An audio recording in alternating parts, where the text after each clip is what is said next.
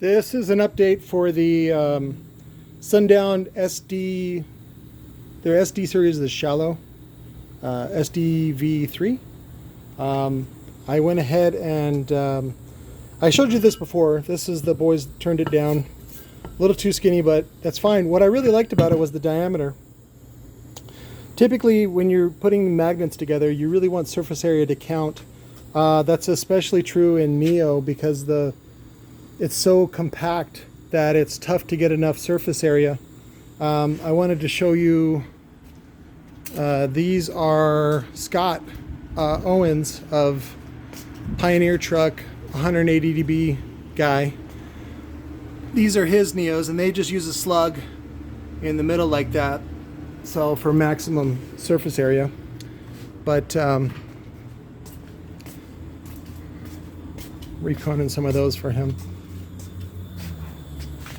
Oh yeah, if you want me to pay attention, pay first.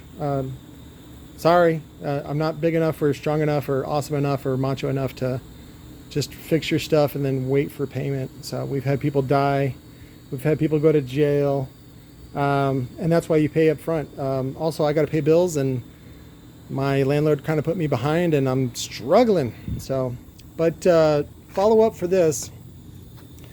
This was the top plate. The top plate turned out nice. I didn't want them to shave off this part. And I actually turned it out for the skinny coil, but I think I might turn it out for the fat one because this is going to be pretty rad. And I like that it's got that neck on there for a little bit more control.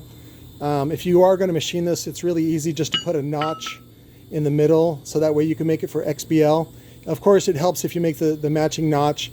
And what that is it's a magnetic null, N-U-L-L. It's so that there is no flux there, and then what happens is it creates a double gap. And when you put a overhung coil on there, then it gets really crazy. But it's made, it was designed to be underhung. So that's if you want to use XBL. So I remember I took a lot of shit on the chin for some guy. I think it was mad because I stole this video. It was like the first video I posted up, and it's got like 200,000 hits on it. I'm like, whatever. It's just a video that was I thought was public domain on a Dyer site, but I guess it was his, and I guess he used to work there, and he was like, I wouldn't buy one of these woofers from Patrick. I'm like, okay, fuck you.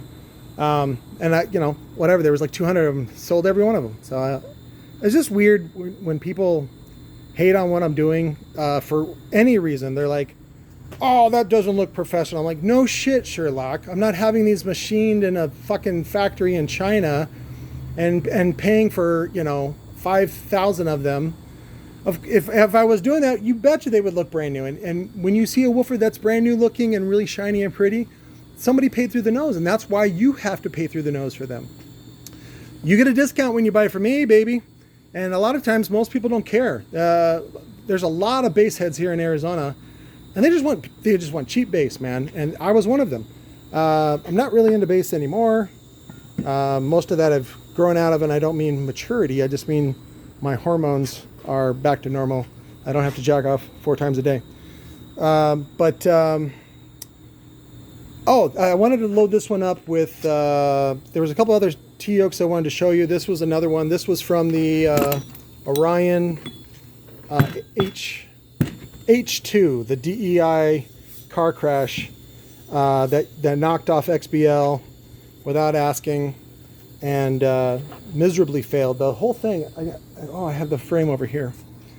The whole thing just super sucked, and they didn't use enough magnets. It's integrated into the frame. So this is, sometimes I used to reclaim this. This is the top plate, and then they had another magnet, and then another ring top plate on top of that, and then all the parts in here were plastic, and it's a piece of shit. And people ask me, oh, this was the best HCCA. I'm like, no, it's not. That was the worst HCCA. But whatever. Daryl Issa made a lot of money off that, so good for him. Good for him. Congressmen need to make money too. That was the other thing is, so this was the HCCA. It was made for 9 or 7-inch slugs. I'm going to use bigger slugs, and I want that surface area. Not that I need it because I use so much so much extra ferrite in the first place. But so those bolts are going to come up from the bottom and then bolt this on there, and then that's going to be the bottom plate now, and then it'll come up and do that. So, but that sort of modular thinking is what has been enabled me to. This one was like a 2.5-inch piece of shit T-yoke that would never get used, and then we added to the pole, and then now we're going to extend it out. Again, is this optimal? No, it's not optimal. It's what's optimal is to mill it out of one piece of steel. Does that happen? No. And people that say they do, they're lying. The only real way to do it is this is like usually out of like 1/2-inch standard, and then they put this in there. Now, how they put it in there is different folks, different strokes. Some people do, they heat it up and then press it in. That's a good way. On Sundown ones, it was like a Zv5. They did tack welds. They forgot to weld it all the way around, whatever. Either way, as long as it works, it works. And you know, what's funny is a lot of the stuff that, you know, I try to turn lemons into lemonade, and I'm real open about my flaws. The things that people pick on, you'll see, like the biggest one was like glue drips. You'll see them on any production woofer, any, focal included, even focal, yes, even focal. Where the Chinese buy a landing strip in France. So they did this in Germany too. They buy an old World War II landing strip and they fly the product in, and then they put a sticker on it that says made in Germany, and then fly it back out. But it's a lot cheaper because it's their own landing strip, and it's, you know, it's an asset purchase, you know. But anyways, that happens more than you think, because people are brand whores. You've been tricked, you've been swindled, you've been fooled. That's why I try to help you guys focus on performance, and then of course looks is, you know, sort of maybe like a third.